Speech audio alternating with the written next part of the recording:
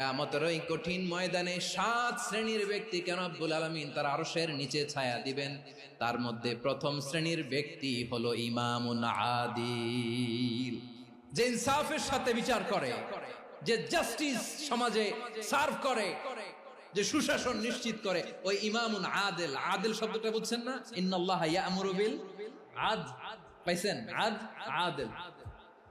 7 শ্রেণীর ব্যক্তিকে আল্লাহ তাআলা সুশীতল আরশের নিচে ছায়া দিবেন, যেদিন তার দেয়া ছায়া ছাড়া কোনো ছায়া থাকবে না।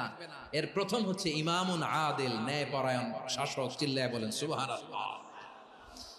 আবার বিশ্বনবী বললেন, ইন্নাল মুকসিতিনা ইনদাল্লাহি আলা মানাবিরা মিন নূর আন ইয়ামিনির রহমান। কিয়ামতের দিন যারা ন্যায় পরায়ণ হিসেবে আল্লাহর সামনে দাঁড়াবে, কিয়ামতের দিন রব্বুল আলামিন তার আরশের ডান দিকে ওই ন্যায় পরায়ণ লোকদের জন্য আরশের ডান দিকে একটা নূরের